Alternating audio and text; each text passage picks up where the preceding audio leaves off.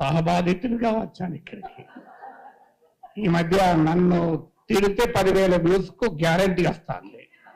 అది ఉపాధి హామీ పథకం అయిపోయింది. ఏం చేయాలి మీరు గమనించండి. నేను మాట్లాడిన వెంటనే నన్ను మెచ్చుకుంటూ పెట్టినా, నన్ను తిట్టుకుంటూ పెట్టినా 10,000 వ్యూస్ కంపల్సరీ, 110% అది. అలా అష్యూర్డ్ స్కీమ్ అయ్యాను.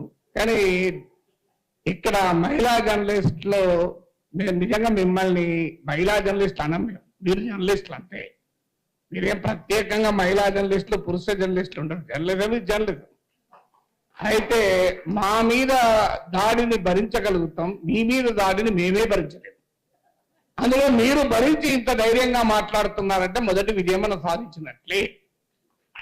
ఎందుకని వాడు ట్రోలింగ్ చేస్తున్నాడు? ఒక తులసి, ఒక వనజ, ఒక విప్లవశ్రీ, ఒక ఆస్మా, ఒక శ్రీనిధి ఇక మాట్లాడొద్దు అనేది వాడి ఉద్దేశం. మేము బహిరంగ గట్టిగా బిగ్గరగా మాట్లాడతాం, ఏం చేసుకుంటే చేసుకోపోన్నాం. సో ఇది మొదటి విజయం. ఇప్పుడు మనం చర్చించాల్సింది what is to be done. ఏం చేయాలంటే ఇంకా బిగ్గరగా మాట్లాడాలి. ఇది మొదటిది. ఎంత బిగ్గరగా మాట్లాడాలి? వాడు నిలబడేలా మాట్లాడాలి. ఎంతకాలం మాట్లాడుతుందా ట్రోలింగ్ చేస్తాడు, ఎప్పుడోసారి ఓపిక నశిస్తాడు కదా.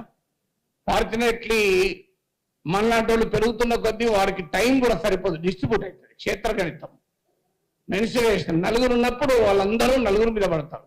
40 మంది అయితే 40 మంది మీద పడతారు. 400 అయ్యారనుకోండి, మనం డిస్ట్రిబ్యూట్ అయిపోయి మన మీద ఆడు తగ్గుతుంది. అందువల్ల మనం మరింత ఎక్కువ మందిని సృష్టించే పని మనం చేయాలి. అందుకు మీరు నిజంగా మిమ్మల్ని అభినందిస్తున్నాం. ఎందుకంటే మీరు ధైర్యంగా ఉండడం. డిఆర్ మంకేకర్ అనే గొప్ప సంపాదకులు నో మై సన్ నెవర్ అని జర్నలిజంలోకి వచ్చే కొడుకును ఉద్దేశించి ఆ రోజుల్లో బుక్ రాశాడు.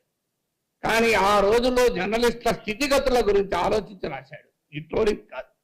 సో ఈ రోజు ట్రోలింగ్ గురించి చూసి కూడా నో మై డాటర్ నెవర్ అనే దశ వచ్చింది. ఎస్ మై సిస్టర్ ఆల్వేస్ అని చెప్పాలి. అలా మనము వందలాది మంది జర్నలిస్టులను తయారు చేయడం వల్ల ట్రోలింగ్ను ఆపడం కాదు, ట్రోలింగ్ విల్ బికమ్ కాస్ట్లీ. ఎందుకంటే మనం 500 మందిని ట్రోల్ చేయాలని వాడు ఎక్కువ మంది పెట్టుకోవాలి. దీన్నే ఇప్పుడు అసిమెట్రిక్ వార్ఫేర్ అంటారు. ఇరాన్ వాడు సాధించింది అదే కదా. We have to impose cost on them. వాడి ఖర్చు పెరగాలి, వాడి పని పెరగాలి, అప్పుడు వాడు ఎక్కడో కానీ ఆగుతాడు. సో అందువల్ల మనం ఎక్కువ మంది జర్నలిస్టులను సృష్టించడం రెండవ పని కావాలి. మూడవ పని ఏంటంటే దీనికి క్విక్ సొల్యూషన్స్ లేవు ఫ్రెండ్స్. నా రిక్వెస్ట్ ఏంటంటే ఇక్కడ ఉన్న చాలా మంది పెద్దలు ఉన్నారు, రామచంద్రమూర్తి గారు, శ్రీనివాస్ గారు, నారాయణ గారు, మీరు ఒక ఇనిషియేటివ్ తీసుకోవాలని నా విజ్ఞప్తి. మీరు ప్రతి రాజకీయ పార్టీ అగ్రనాయకుని 2 తెలుగు రాష్ట్రాల నాయకుల దగ్గరికి వెళ్ళి మా మీద నాగేశ్వరం మీద జరిగే ట్రోల్స్ గురించి మాట్లాడకండి, అది ఈజీగా డిఫెండ్ చేసుకుంటారు. ఇక్కడ మహిళా జర్నలిస్టుల మీద జరిగే ట్రోలింగ్ గురించి మాట్లాడండి, వాడు డిఫెండ్ చేసుకోలేరు. It just not possible.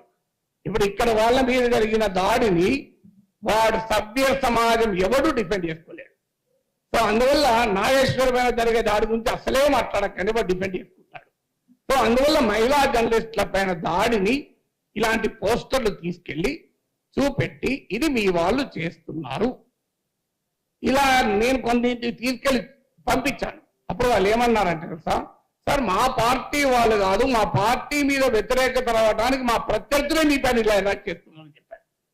అది కూడా జరుగుతుంది వాస్తవం, కొంత లేదని కాదు, అదో 10% ఉంటుంది. సో అందువల్ల అన్ని రాజకీయ పార్టీలు, 2 తెలుగు రాష్ట్రాల్లో ఉన్న రాజకీయ పార్టీల నాయకులు, తెలంగాణ వాళ్ళు, ఆంధ్రప్రదేశ్ నాయకులు కూడా హైదరాబాద్లో ఉంటారు వీకెండ్ కనుక కలవడం కూడా సులభమే. అందరినీ కలిసి ఇంకో ఉమెన్ జర్నలిస్టుల పైన ఇలా ట్రోల్ చేస్తున్నారు, ఇది శాంపుల్ మాత్రమే, మీరేమంటారు అని అడగాలి. ఇది మొదటిగా మనము చేయాల్సిన మొదటి పని. ఇది అన్ని పార్టీలు తరతమ తేడాలు లేకుండా అన్ని రాజకీయ పార్టీలను కలవాలి. ఆ తర్వాత ఏం చేయాలి? 4వ సొల్యూషన్, ఇలాంటి ఒక రౌండ్ టేబుల్ పెట్టి అన్ని పార్టీల నాయకులను పిలిచి వాళ్ళ ముందర చర్చ పెట్టాలి. సో వాళ్ళు ఎంత లోపల ఈ పని చేయించినా బయట వచ్చి సమర్థించుకోరు, ఇంపాసిబుల్. ఇంకా మన సమాజం అంతా అనాగరికంగా కాలే, ఇంకో 10 ఏళ్ళు పడుతుంది. ఇలాంటి వ్యవస్థ ఇట్లే కొనసాగుతూ 10 ఏళ్ల తర్వాత బహిరంగ కూడా సమర్థించుకుంటారు. మీరు కనుక రాజకీయ పార్టీల ప్రతినిధులను పిలిచి కూర్చుండబెట్టి ఇందులో ఇప్పుడు కొంతమంది కేస్ స్టడీ చెప్పారు, అస్మా, విప్లవశ్రీ, వీళ్ళ కేస్ స్టడీస్ ముందు పెట్టాలి. మీరు ఏమంటారు చెప్పండి. So what will you do? మీరు ఆన్సర్ చెప్పండి అని చెప్పి ఆ రాజకీయ పార్టీలను పబ్లిక్ గా నిలదీయాలి. ఎందుకంటే ఇది ట్రోలింగ్ అనేది అనేక లేయర్స్ లో జరుగుతుంది.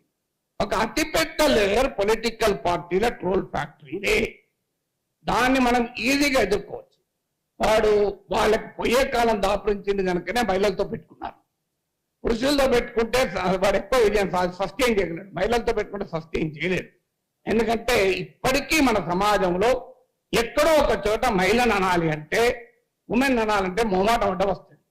బహిరంగంగా అనాలి. అనానిమస్ గా ఉన్నప్పుడు ఏమన్నా మాట్లాడతారు, వాడు ప్యాట్రియార్కీ అంటే అప్పుడే బయటపడుతుంది. కానీ పబ్లిక్ గా ఉన్నప్పుడు బయటపడాలంటే కష్టపడతాయి. ప్రైవేట్ గా ఉన్నప్పుడు వాడి ప్యాట్రియార్కీ బయటపడుతుంది, వాడి కులపిచ్చి బయటపడుతుంది, అన్ని బయటపడుతుంది. కానీ పబ్లిక్ గా ఉన్నప్పుడు అవన్నీ దాచుకొని నటిస్తాడు కనుక ఆ నట సార్వభౌములుగా అవతారం ఎత్తిన సమయంలో వాళ్ళని నిలదీయాలి. మీరు ఏం చెప్తారు చెప్పండి, ఇంకో ఇలా ట్రోల్ చేస్తున్నారు. అది నెక్స్ట్. తర్వాత లీగల్ బ్యాటిల్ నాకు పెద్దగా నమ్మకం లేదు. ఎందుకంటే నేను 2023లో కేసు పెట్టాను, ఇప్పటికీ కేసు ఏమీ కాలే. నా సమయం వృధా అవుతాను. అందువల్ల ఆ కేసుల వల్ల ఏమీ ప్రయోజనం లేదు. నేను పోతే ఏమన్నారు కదా, ముఖ్యమంత్రి పైన ట్రోలింగ్ ఉన్నది సార్, మిమ్మల్ని ఏం చెప్తాను. సో అందువల్ల ఐ హావ్ నో బిలీఫ్. చెయ్యొద్దని అంటలేను, కానీ ఐ హావ్ నో బిలీఫ్. ఇంకొకటి చెప్తాను. ఈ మధ్య నా గురించి 2 టీవీ ఛానల్ పెద్ద డిబేట్లు పెట్టి, సో ఆన్లైన్ లో సోషల్ మీడియాలో ఎంత బూతులు తిరుగుతారో టీవీలో కూడా బూతులు తిట్టారు. ఇంకా దారుణం. 2 టీవీ ఛానళ్ళు. ఒక టీవీ ఛానల్లో యాంకర్ ఆపాడు, ఇంకో టీవీ ఛానల్ యాంకర్ ప్రోత్సహించాడు. ఆ టీవీ ఛానల్ యజమానికి నేను ఫోన్ చేసింది. ఎందుకంటే ఈ మధ్య నా మీద 20 నిమిషాలు మాట్లాడాడు. 20 నిమిషాలు ఆయన పాపులర్ కామెంటరీలో నా గురించే మాట్లాడాడు, దేశంలో ఏ సమస్య లేనట్టు. నేను ఫోన్ చేసి అడిగాను, నువ్వు అద్భుతంగా విశ్లేషణ చేశావు, కానీ ఒక్క మాట అయినా ఇంత నీచంగా నాగేశ్వరరావు తప్పని అనే ధైర్యం ఎందుకు చేయలేకపోయావన్నా? పోనీ నీవు కేసులు పెట్టినందుకు రైట్ అని చెప్పుకునే ధైర్యం ఎందుకు చేయలేకపోయావు చెప్పండి అన్న. తప్ప నువ్వు అన్నందుకు ధైర్యం చేయాలి, పోనీ రైట్ అన్న ధైర్యం చేయాలి, నాకు అభ్యంతరం లేదు. అంటే ఆ కేసులతో ఏమవుతుంది, నా మీద కూడా ట్రోలింగ్ జరుగుతుంది అంటాడు.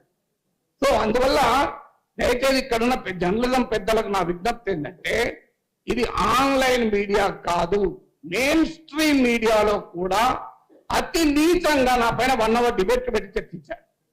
ఓకే, నీ ఇమాజిన్ మెయిన్ స్ట్రీమ్ డిబేట్ లో నీచంగా వ్యక్తిగతంగా మాట్లాడారు, కానీ దాన్ని ప్రోత్సహించినారు ఆ టీవీ ఛానల్స్. సో ఈ ధోరణి నాతో మొదలైంది. మీరు చూడండి, భవిష్యత్తులో ఈ టీవీ ఛానళ్ళు కూడా ఆ ట్రోల్ ఆర్మీల ఎక్స్టెన్షన్లే. మనందరికీ తెలుసు ఈ ట్రోల్ ఆర్మీలను ఏ రాజకీయ పార్టీలు పోషిస్తున్నాయో ఆ టీవీ ఛానళ్లను కూడా అవే రాజకీయ పార్టీలు పోషిస్తుంది, ఇందులో అనుమానం లేదు. అందువల్ల వాళ్ళు కూడా అవే పనిచేస్తున్నారు. అందువల్ల వారి యాజమాన్యాలపైన కూడా ఒత్తిడి తేవాలి.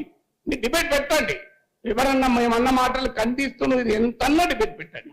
కానీ మీకు ఎవరిచ్చారు అధికారం నీచంగా వ్యక్తిగతంగా మాట్లాడటానికి? కనీసం ఆ డీసెన్స్ అన్న టీవీ ఛానల్ పాటించాలి కదా, అట్లీస్ట్ మెయిన్ స్ట్రీమ్ మీడియా అన్న పాటించాలి కదా. పోనీ ఆన్లైన్ అంటే అనానిమస్, వాడు ఎవడో తెలియదు, కానీ టీవీ ఛానల్ తెలుసు కదా మనకు. వాళ్ళు నాతో కూడా డిబేట్లు పెట్టిన యాంకర్లే కదా. మళ్ళీ విచిత్రం ఏంటంటే, మరి ఎలా వాళ్ళు రాజకీయ పార్టీ అధికార ప్రతినిధులను పిలిపించి ఆ అధికార ప్రతినిధుల చేత నీచంగా తిట్టిస్తున్నారే. ఈ టీవీ ఛానల్ కన్నా సిగ్గుండాలి కదా. సో ఎందుకు ఈ మాట చెప్తున్నా అంటే, మెయిన్ స్ట్రీమ్ మీడియాలో కూడా ఈ ట్రోలింగ్ ఎగబాకుతోంది. ఈ ధోరణి రాబోయే కాలంలో మరింత ప్రమాదకరంగా మారుతుంది. ఎందుకంటే ఇక నెక్స్ట్ ఏం చేయాలి, ఇవన్నీ మనం what is to be done అనే దాంట్లో ఏం చేయాలి అంటే, సమాజానికి sunlight is the best disinfectant అన్న సుప్రీంకోర్టు. అంటే మనం ఇంకా ఎక్కువ మాట్లాడడం వల్ల మాత్రమే దాన్ని మనం వెనకాల నడిపించుకోవడమే. దానికి పరిష్కారం ఏంటంటే, శత్రువు మనని కొడితే ప్రజలకు తాకాలి, మనము శత్రువును కొట్టితే కూడా వారి వెనకాలన్న ప్రజలను స్పందించేలా చేయాలి. అందువల్ల ప్రజా సమస్యల పైన మరింత ఎక్కువగా మాట్లాడితే వద్దన్నా వాళ్ళే మన రక్షణకు వస్తారు. నువ్వు నన్ను ట్రోల్ చేస్తావు, నేను విశాఖ స్టీల్ ప్లాంట్ కార్మికుల తరఫున మాట్లాడినా, వాళ్ళు చూసుకుంటారు. నువ్వు నన్ను ట్రోల్ చేస్తావు, నేను పొగాకు రైతుల పక్షాన మాట్లాడానా, ట్రోల్ చేసి చూసుకో, వాళ్ళు చూసుకుంటారు. నువ్వు ట్రోల్ చేస్తావు, నేను ఆటో రైతుల పక్షాన మాట్లాడినా, నీవు ట్రోల్ చేస్తావు, నేను తెలంగాణ పోలీసులకు ఉద్యోగాల కొరకు బాధపడుతున్న నిరుద్యోగుల గురించి మాట్లాడతా. ఏం చేస్తావో చూడండి. అందువల్ల నేను ఈ మధ్య పనిగట్టుకొని ఇదివరకన్నా ఎక్కువగా ఎక్కడ ప్రజా సమస్య ఉందో జల్లడ పట్టి వెతికి వాళ్ళ గురించి ఎక్కువ మాట్లాడుతున్నా. ఎందుకంటే అల్టిమేట్ గా ప్రజలే మన కవచము, అది గుర్తుపెట్టుకుందాం. సో అందువల్ల మరింతగా ప్రజా పక్షాన విస్తారమైన జనం సమస్యలు మనం తీసుకొని జనం భుజాల మీద తుపాకీ పెట్టి మనను వాడు ట్రోల్స్ భుజాల మీద తుపాకి మనం కాలుస్తున్నారు కదా, మేము జనం భుజాల మీద తుపాకి పెట్టి మీ సంగతి చెప్తాం.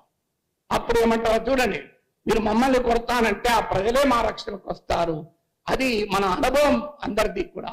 అందువల్ల ఇలా మనం ఆలోచించాల్సింది ఏంటంటే తత్వవేత్తలు సమాజాన్ని పరిపరి విధాలు నిర్వచించారు. ఈ ట్రోలింగ్ గురించి 100 రకాలుగా చెప్పగలిగే సామర్థ్యం ఉన్నవాళ్ళు, అనుభవం ఉన్నవాళ్ళు ఇక్కడ చాలా మంది ఉన్నారు. Let us find a solution. అందువల్ల కొన్ని సొల్యూషన్, ఎవరి దగ్గర పర్మనెంట్ సొల్యూషన్ లేదు. సుప్రీంకోర్టు మాట అంటది, హేట్ కు పరిష్కారం ఏంటంటే ఫ్రెటర్నిటీ అమౌంగ్ సిటిజన్స్ అని సుప్రీంకోర్టు తీర్పులో చెప్పింది. ఇవాళ మీరు పెట్టింది సరిగ్గా అదే పని. Fraternity among fellow journalist will always be a solution. అందువల్ల నా అపీల్ ఏంటంటే హైదరాబాద్ ప్రెస్ క్లబ్ నా అపీల్, మీరు ఇనిషియేటివ్ తీసుకొని రాజకీయ పార్టీల నాయకుల్ని ప్రముఖుల్ని పిలిచి, వాళ్ళు ఏదో బచ్చగాలను పంపిస్తారు, అలా కాకుండా పెద్దవాళ్ళను పిలిపించి ఈ ఉమెన్ జర్నలిస్టులు పడ్డ కష్టాలను వాళ్ళ ముందు పెట్టి మీరు ఏం మాట్లాడతారో చెప్పండి అని నిలదీద్దాం.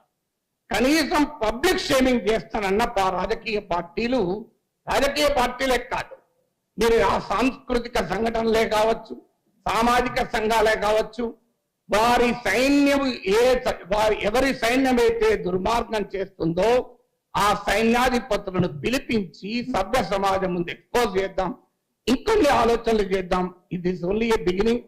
నా రిక్వెస్ట్ ఏంటంటే ఈ యుద్ధంలో మనం పొరపాటున కూడా భాష మారద్దు, మాట మారద్దు.